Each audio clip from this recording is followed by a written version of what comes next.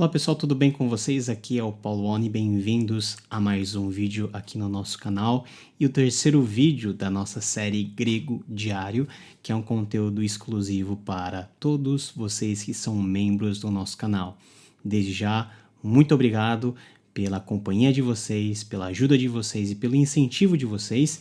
E vamos para o complemento aí do finalzinho do versículo 1 do primeiro capítulo de João, que diz o seguinte: Kai theos en ho logos.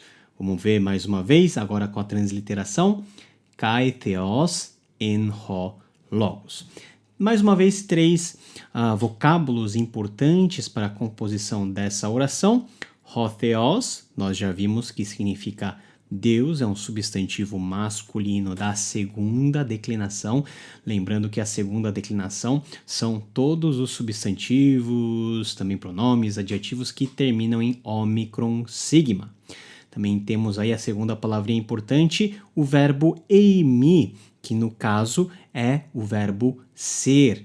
Tecnicamente nós definimos esse emi como eimi sunt, em latim, que é o verbo ser, que é usado no Novo Testamento de maneira extensiva mais de 2.000 vezes. Ser, existir.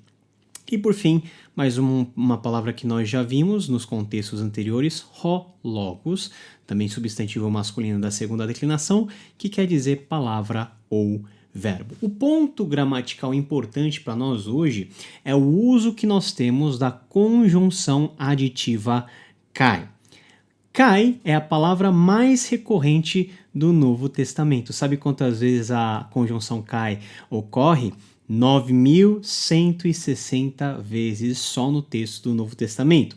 E entre outras funções, a conjunção kai, ela se destaca pelo seu uso no sentido de dar fluidez à narrativa. Então, quando você tem uma sequência de kais no texto, isso quer dizer que a narrativa tem um progresso, uma fluidez, que as coisas estão se ligando no sentido de linearidade. Podemos estranhar no texto grego a abundância dessa conjunção kai, porque nós tendemos a traduzir sempre como a conjunção aditiva e.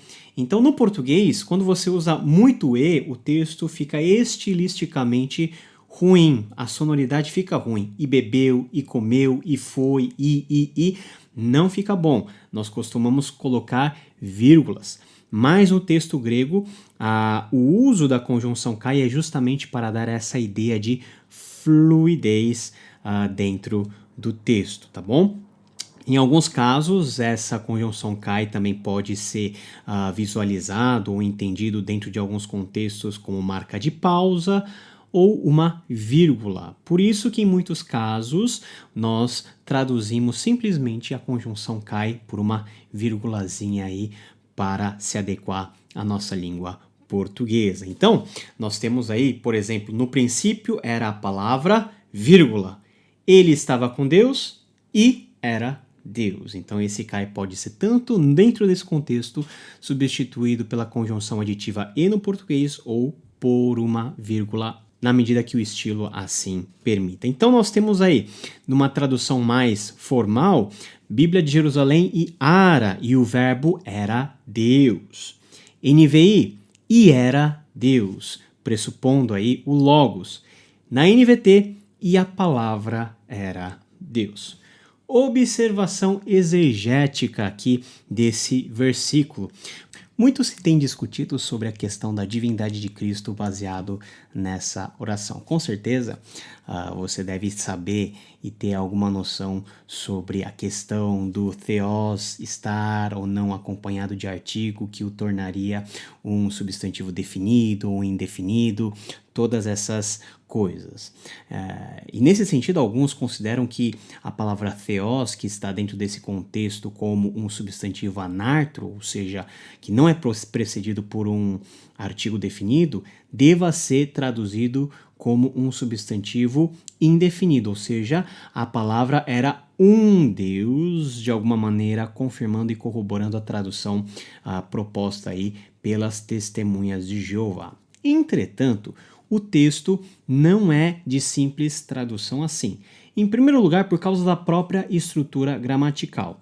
Note que nós temos o verbo de ligação en no centro da oração, literalmente no centro da oração, que ele é sucedido pelo sujeito, que esse sujeito ele é identificado e ele é definido pelo artigo, logos, a palavra.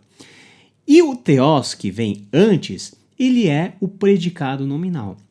E em muitos casos, dentro da literatura grega, tanto do Antigo Testamento, do Novo Testamento e dentro da literatura clássica, quando nós temos essa configuração de nós termos um substantivo definido que é sucedido, ou seja, que vem depois do verbo de ligação, e um predicado nominal que vem antes do verbo de ligação, sendo anartro, ou seja, sem o artigo definido, esse predicado nominal pode ser traduzido como um substantivo definido. Então não é uma regra fixa aquela história de que se o substantivo não vier acompanhado com um artigo, necessariamente deve ser traduzido como um substantivo indefinido.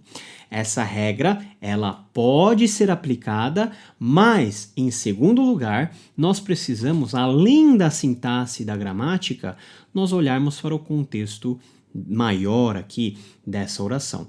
Então, o que diz o versículo 1?